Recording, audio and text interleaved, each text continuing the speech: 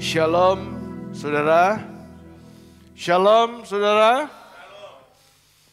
Saudara, peperangan yang terjadi akhir-akhir ini itu telah mengkhawatirkan banyak orang. Ya, terjadinya perang dunia yang ketiga. Saya berdoa jemaat HFC di tempat ini kita semua tetap tenang. Kita tidak terkejut dengan situasi apapun yang terjadi. Kita tetap percaya bahwa mereka yang melekat kepada Tuhan, sekali lagi saya sampaikan, kita tetap percaya mereka yang melekat kepada Tuhan tetap ada di dalam kendalinya Tuhan.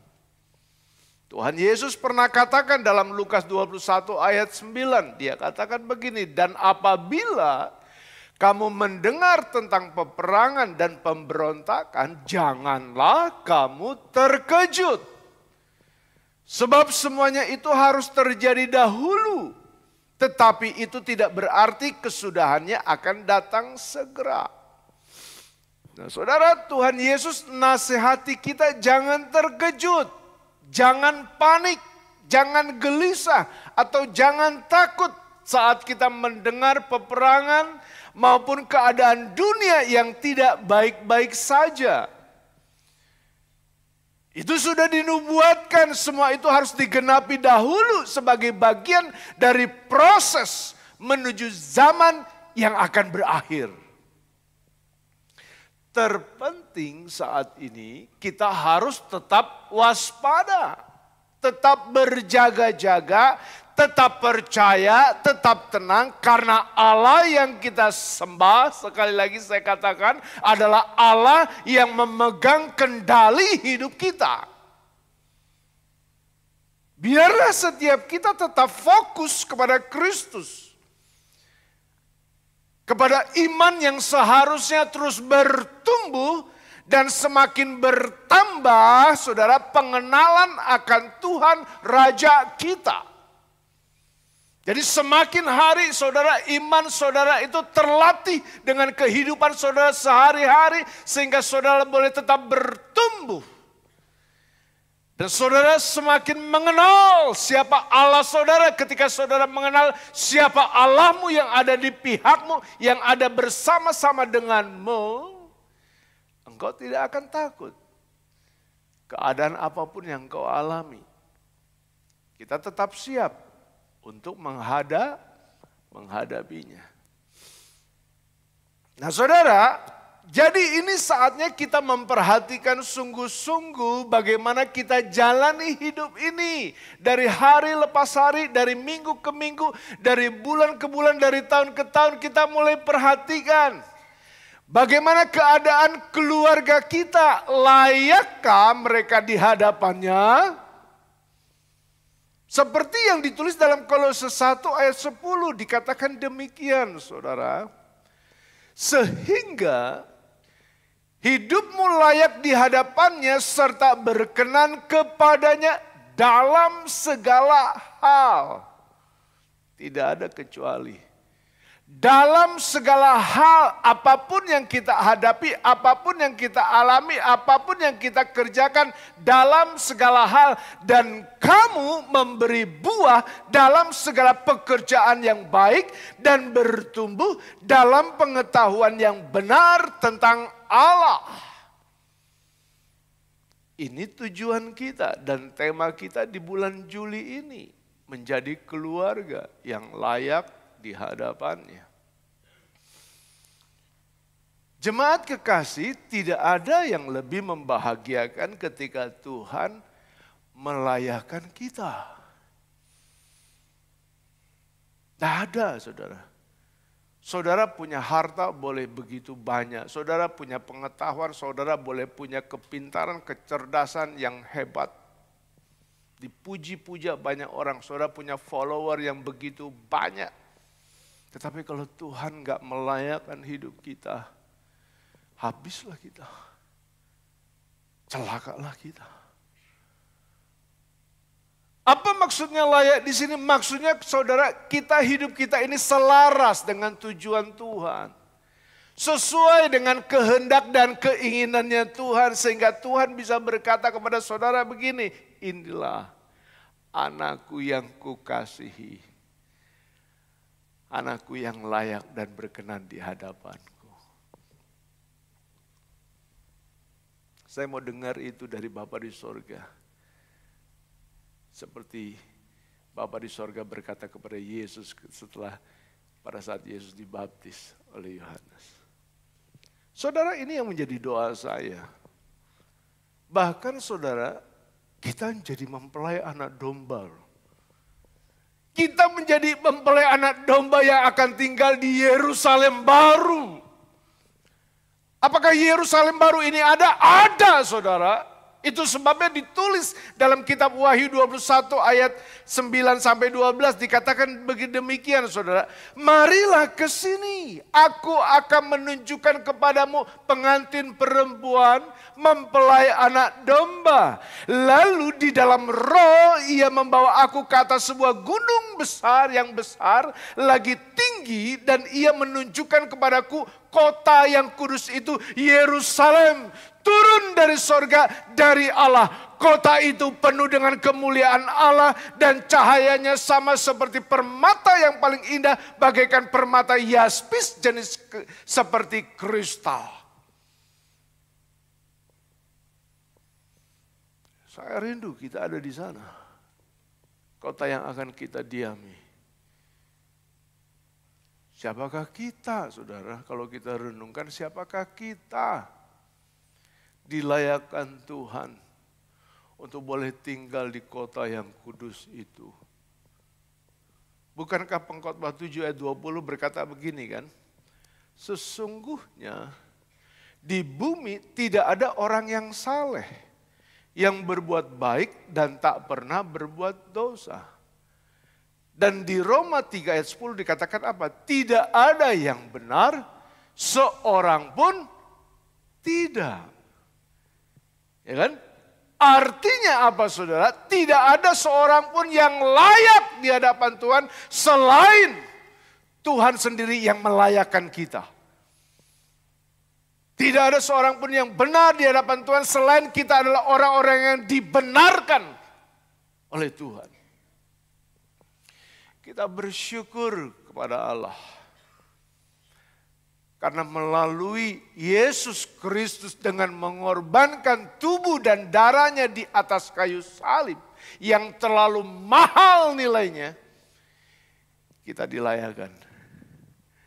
Kita dibenarkan di hadapannya. Seperti apa yang ditulis dalam Roma 3 ayat 24. Dikatakan demikian. Namun sekarang kita dibenarkan di hadapan Allah hanya karena kebaikan, bukan karena saudara kaya, bukan karena saudara pintar, bukan karena saudara hebat, bukan karena saudara bisa melakukan segala hal, bukan karena kemampuan saudara, bukan karena kebaikan hatinya. Dan status sebagai orang benar itu diberikan secara cuma-cuma melalui Yesus Kristus. Kristus Yesus yang menebus dan membebaskan kita dari hukuman atas dosa kita masing-masing. Makanya saya begitu bangga, saya begitu antusias, saya begitu percaya, saya begitu bersyukur memiliki Allah yang kita kenal di dalam nama Yesus Kristus.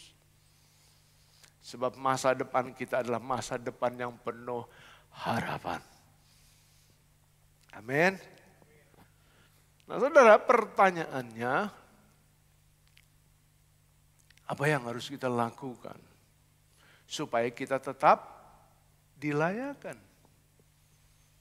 Tuhan sudah berikan cuma-cuma kepada kita. Hanya pertanyaannya, apa yang harus kita lakukan supaya kita tetap dilayakkan? Yang pertama, saudara, jalani hidup sesuai dengan standar firman Allah. Saudara, kita dipanggil, kita dipilih untuk punya standar yang berbeda. Berbeda dari orang-orang dunia ini. Karena Yesus katakan sendiri apa, saudara? Katakan bahwa kita bukan dari dunia ini. Sama seperti Yesus bukan dari dunia ini, saudara. Mari kita perhatikan sama-sama. Apakah kita selama ini, kita jalani standar kehidupan kita itu sesuai dengan firman Allah, atau dengan dunia ini? Mari kita lihat sama-sama, apa yang jadi pusat hidup kita selama ini? Ya, silakan. Apa yang jadi pusat hidup kita selama ini? Kalau dunia itu diri sendiri, kesenangan pribadi. Tetapi kalau kita sungguh-sungguh pusat hidup kita adalah firman Allah, kita hidup sesuai dengan standar firman Allah, maka pusat hidup kita adalah Tuhan dan kehendaknya. Bukan diri sendiri, bukan kesenangan pribadi. Lalu apa motivasi utama hidup kita? Motivasi utama kita lihat. Ya. Kalau motivasi utama dunia, yaitu harta, kekuasaan, kepuasan. Itu dunia. Tetapi kalau motivasi utama kita adalah firman, hidup kita adalah sungguh-sungguh ingin mengasihi Tuhan dan sesama. Ini yang menjadi motivasi, alasan kita hidup adalah Yesus. Amin. Dan bagaimana cara hidup kita selama ini?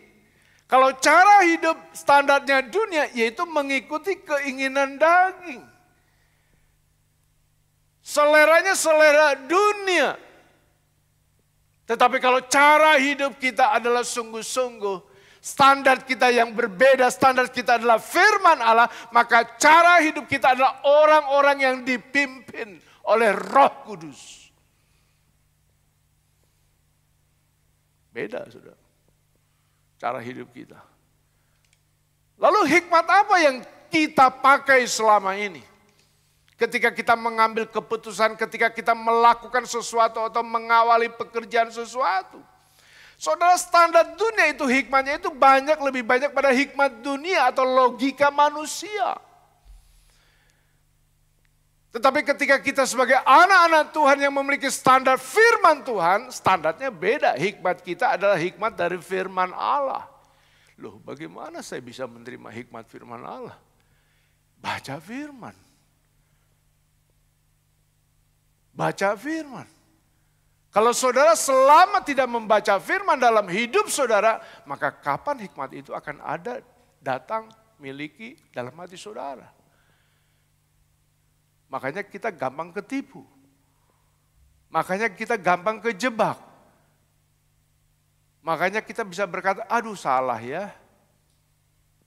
Karena kita tidak berhati-hati, kita tidak memakai hikmat Allah. Kita gampang dibohongin orang. Lalu saudara, apa tujuan akhir dari orang dunia ini? Kebanyakan orang menjalani hidup mereka. Tujuan akhirnya kalau dunia, ya pokoknya gue bisa menikmati lah dunia ini. Punya kekuasaan, punya kuasa, dan kita bisa populer, ada popularitas, terkenal. Punya banyak follower lah. Tapi beda tujuan akhir dari firman Tuhan, kita selalu mempersiapkan bagaimana kekekalan bersama dengan Tuhan. Saudara jangan pikir ini urusan nanti, urusan kalau kita sudah tua, urusan kita kalau sudah lanjut umur, baru kita sungguh-sungguh kepada Tuhan. Tidak bisa saudara. Tuhan mau panggil pulang kapanpun kita bisa aja.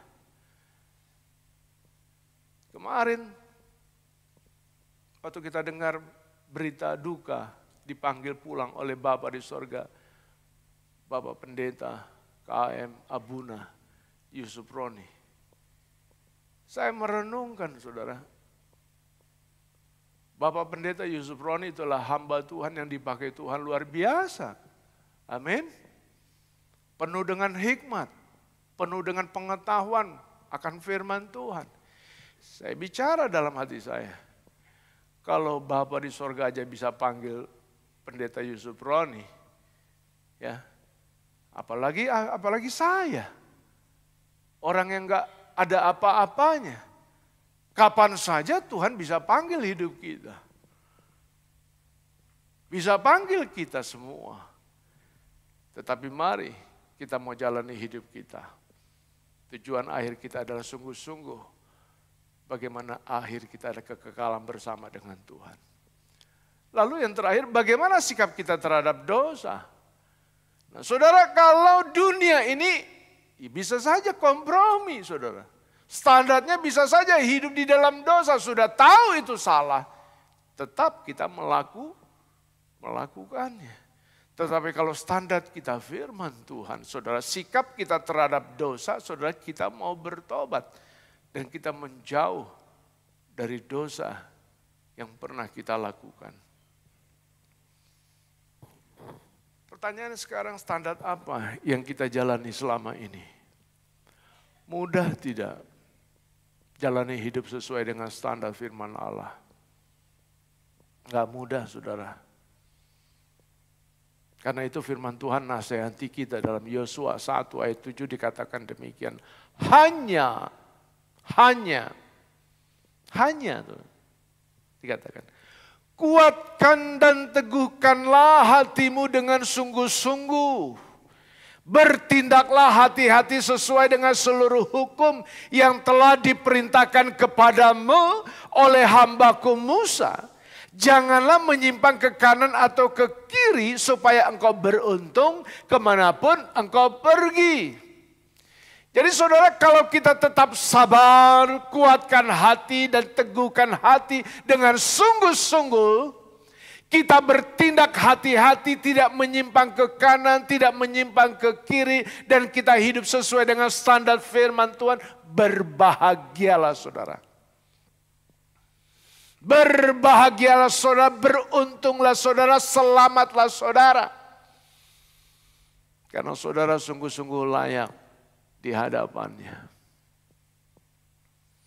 Tahun 2010, salah satu produsen otomotif dunia, yaitu Toyota, dia dikenai denda saudara, dan mengalami kerugian yang besar dalam perusahaannya. Dan pada saat itu reputasinya sempat turun. Mengapa? Karena ada lebih dari 9 juta kendaraannya itu ditarik dari pasar global. Kondisi mobilnya nggak layak, saudara. Tidak layak karena masalah pedal gasnya yang macet. Dan itu berbahaya. Karena bisa tiba-tiba melaju cepat dan mengakibatkan banyak kecelakaan. Ditarik mobil itu.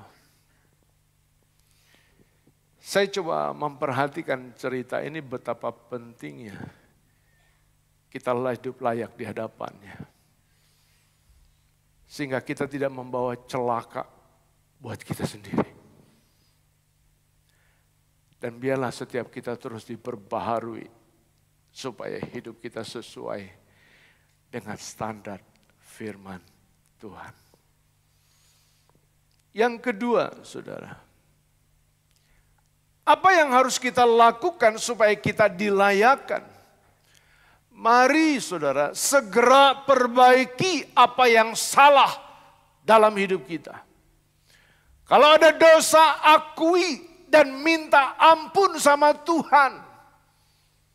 Akui saudara, segera datang kepada Tuhan, minta ampun kepada Tuhan. Kalau saudara membaca 2 Tawari 33 ayat 1 sampai 9. Di sana diceritakan dosa dan kejahatan yang dilakukan oleh Raja Manasye. Nanti silakan saudara baca di rumah. Sampai-sampai kejahatan itu saking jahatnya itu saudara, di 2 Tawari 33 ayat 9 ditulis di sana demikian saudara.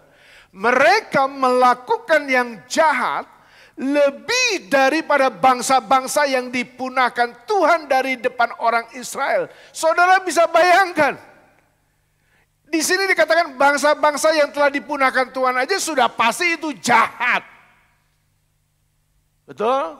Sampai Tuhan memusnahkannya, sampai mereka dipunahkan oleh Tuhan, itu sudah pasti mereka adalah orang-orang yang jahat.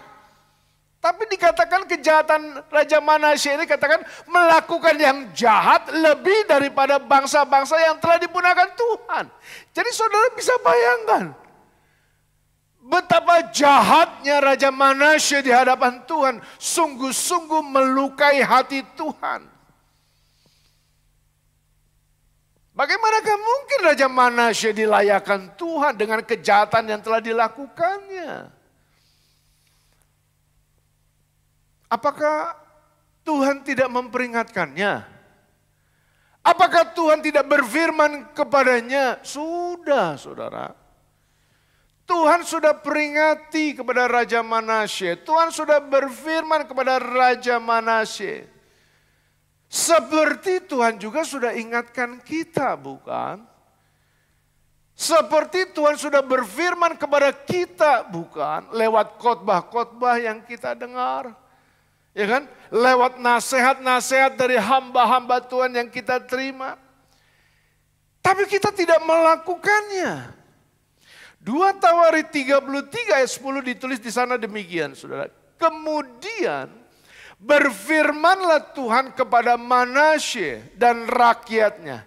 Tetapi mereka tidak menghiraukannya. Apa saudara? Tidak menghiraukannya. Kadang-kadang kita seperti itu. Mari kita mau jujur di hadapan Tuhan di dalam rumahnya di tempat ini. Kadang-kadang kita seperti itu. Firman Tuhan mengajar kita, hai istri-istri tunduklah kepada suamimu.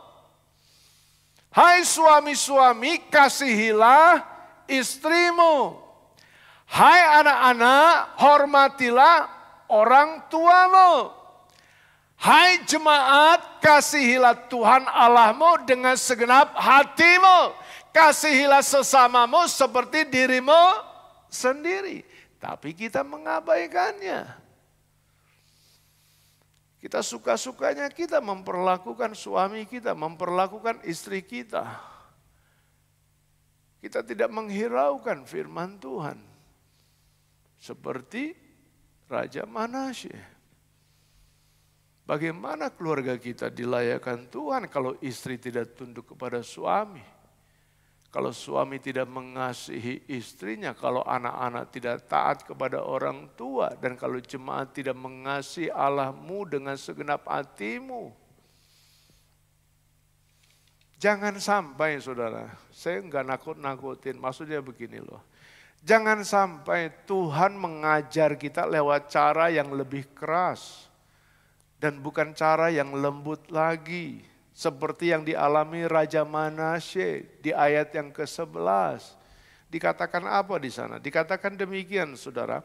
Oleh sebab itu. Oleh sebab kebebalan. Oleh sebab kedegilan hati. Oleh sebab kekerasan hati. Oleh sebab ketinggian hati. Tuhan mendatangkan kepada mereka panglima-panglima tentara Raja Asyur. Yang menangkap Manasye dengan kaitan membelenggunya dengan rantai tembaga dan membawanya ke Babel. Itu yang dialami Raja Manasye. Tuhan izinkan dia mengalami penderitaan supaya kesombongan dan keangkuhan Raja Manasye dihancurkan di hadapan Tuhan. Oleh sebab itu saudara, sebelum kita mengalami keadaan yang lebih buruk, mari kita segera perbaiki apa yang salah dalam kita. Segera bertobat dari dosa kita. Kan 2 Petrus 2 ayat 20 katakan begini saudara.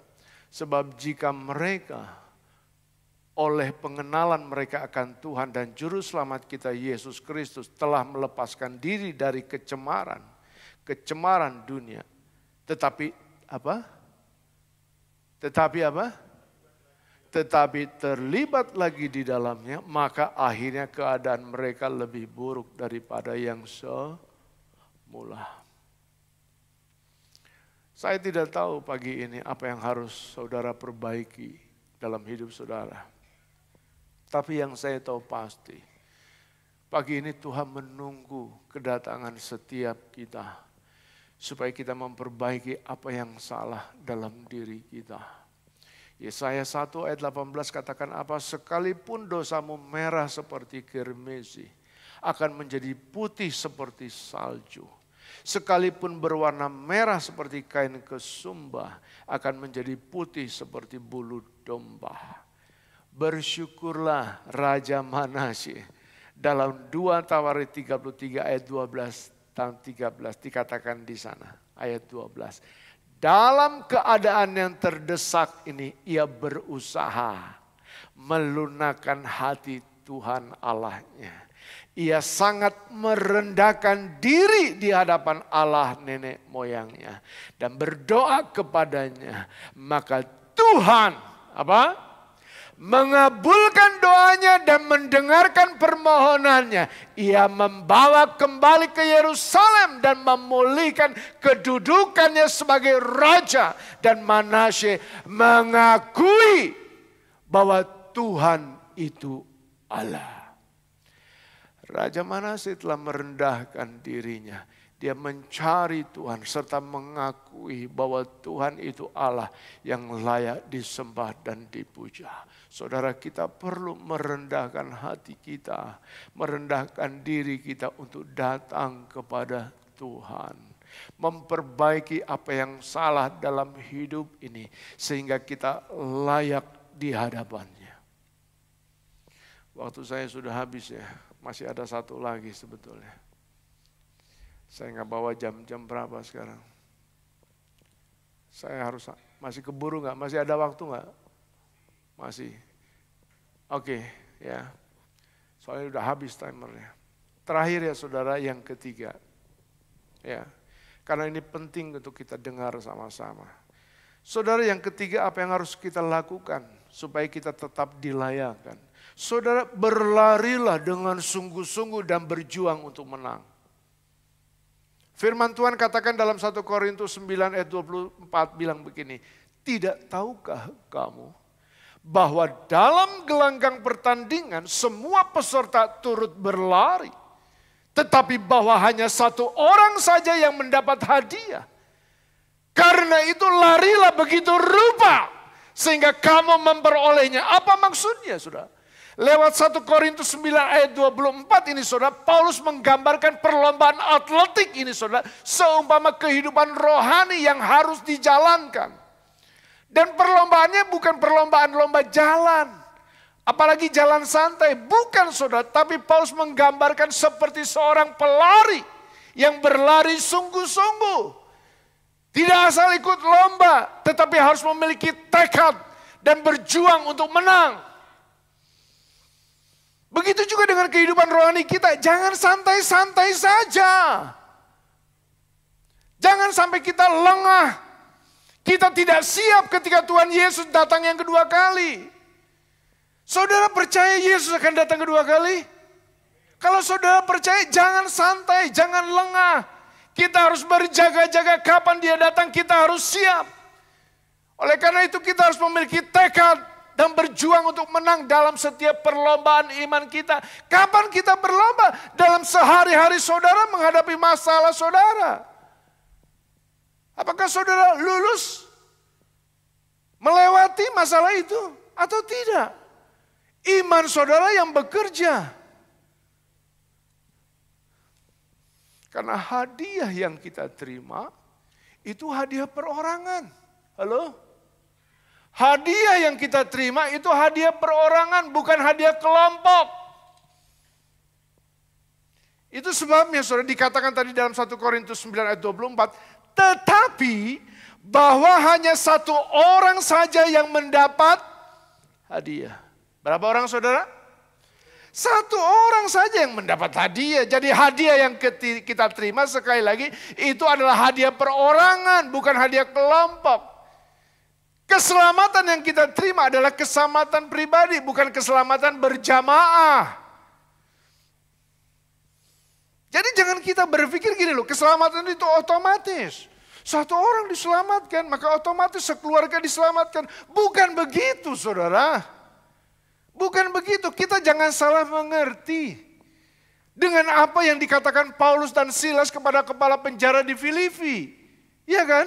Paulus memang katakan dalam Kisah Rasul 16 ayat 31 dia bilang begini, percayalah kepada Tuhan Yesus Kristus dan engkau akan selamat, engkau dan seisi rumahmu. Maksudnya saudara, memang keselamatan itu tersedia buat semua orang, termasuk keluarga kita. Apabila, sekali lagi saya katakan, apabila mereka percaya kepada Yesus, mengaku dengan mulut dan lidahnya bahwa Yesus Kristus adalah Tuhan, mereka juga akan diselamatkan bersama-sama. Oleh karena itu, kita harus berjuang untuk kehidupan rohani keluarga kita.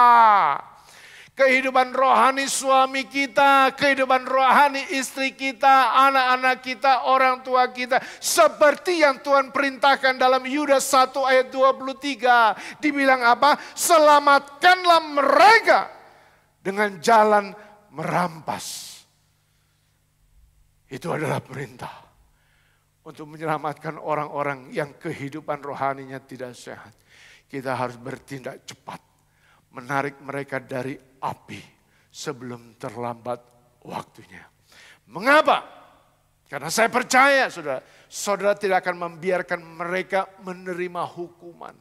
Karena ketika mereka menderita selama-lamanya. Dan kita juga bahagia di surga, kita bahagia di surga selama-lamanya. Mari saudara. Saya berdoa dalam hati saudara pagi hari ini. Kita mau berjuang bersama-sama. Semua jemaat HFC akan mengakhiri pertandingan yang baik. Ketika saudara wafat meninggal dipanggil pulang oleh Tuhan. Nisan saudara memang betul ditulis. Saudara telah mengakhiri pertandingan yang baik. Jangan sampai ada orang yang berdiri di kuburan saudara. Melihat batu nisan saudara ada tulisan aku mengakhiri pertandingan yang baik. Ada orang yang melihat berkata apanya yang baik. Sampai sekarang kamu belum bayar hutang kamu. Sampai sekarang kan kamu belum mengampuni saya. Kita mau mengakhiri pertandingan yang baik, amin. Amin. Kita mau mencapai garis akhir yang baik, amin. Garis akhir yang sempurna, amin. Seperti yang ditulis dalam 2 Timotius 4 ayat 7-8 dikatakan apa? Aku telah mengakhiri pertandingan yang baik. Aku telah mencapai garis akhir dan aku telah memelihara iman. Sekarang telah tersedia bagiku mahkota kebenaran yang akan dikaruniakan kepadaku oleh Tuhan. Hakim yang adil pada harinya, tetapi bukan hanya kepadaku, melainkan juga kepada semua orang yang merindukan kedatangannya. Amin. Mari saudara kita tundukkan kepala.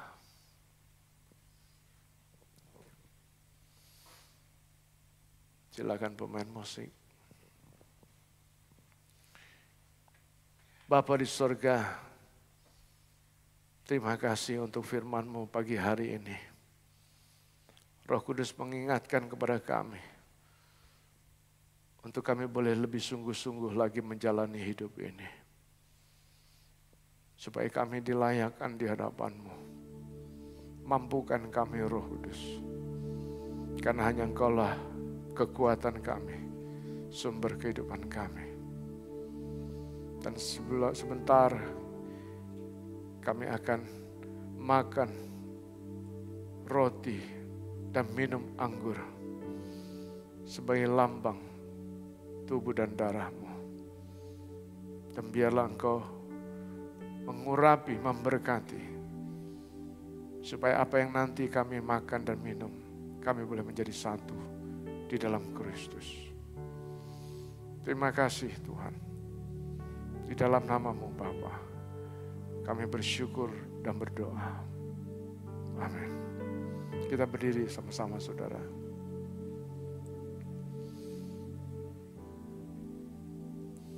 Apakah saudara sudah memegang roti dan anggur? Mari kita mengangkat roti yang ada di tangan kita.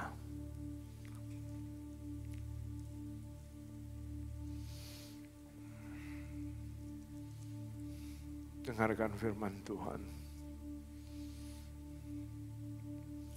Sebab apa yang kuteruskan kepadamu telah aku terima dari Tuhan. Yaitu bahwa Tuhan Yesus pada malam waktu ia diserahkan, mengambil roti dan sesudah itu ia mengucap syukur atasnya. Ia memecah-mecahkannya dan berkata, inilah tubuhku yang diserahkan bagi kamu. Perbuatlah ini menjadi peringatan akan aku. Bukankah roti yang kita pecah-pecahkan ini adalah persekutuan dengan tubuh Kristus? Mari kita makan bersama-sama dalam nama Tuhan Yesus Kristus.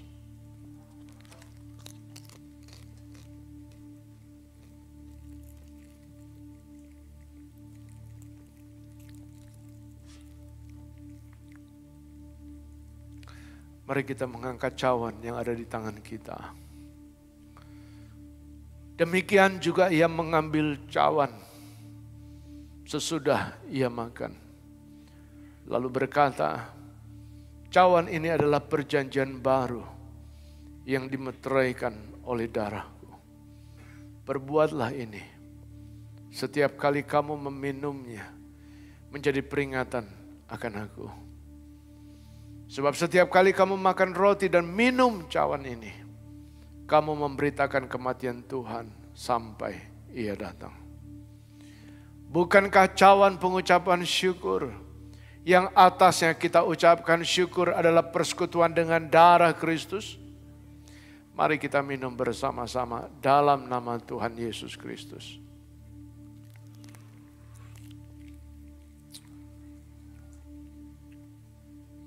Saudara, mari kita bersyukur kepada Tuhan. Katakan terima kasih kepada Dia. Tinggikan nama Dia. Sembah Dia. Puji Dia. Biarlah hatimu penuh ucapan syukur.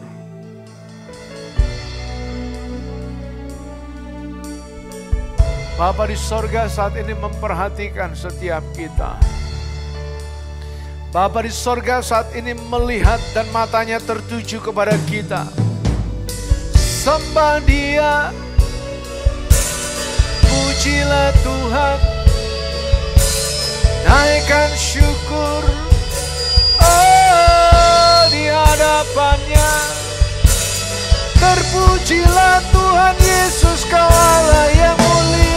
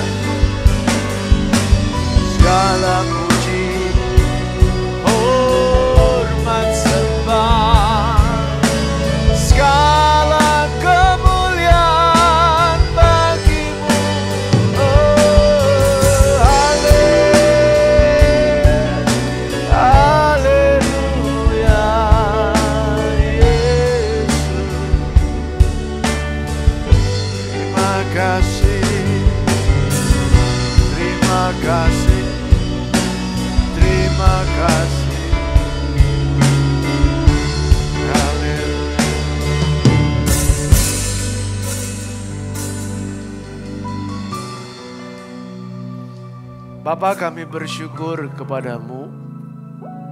Engkau telah melayakkan setiap kami. Engkau telah membenarkan setiap kami.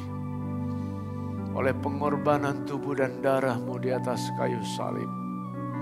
Terima kasih. Biarlah segala pujian, hormat, kemuliaan hanya bagi Yesus Kristus, Tuhan Raja di atas segala raja.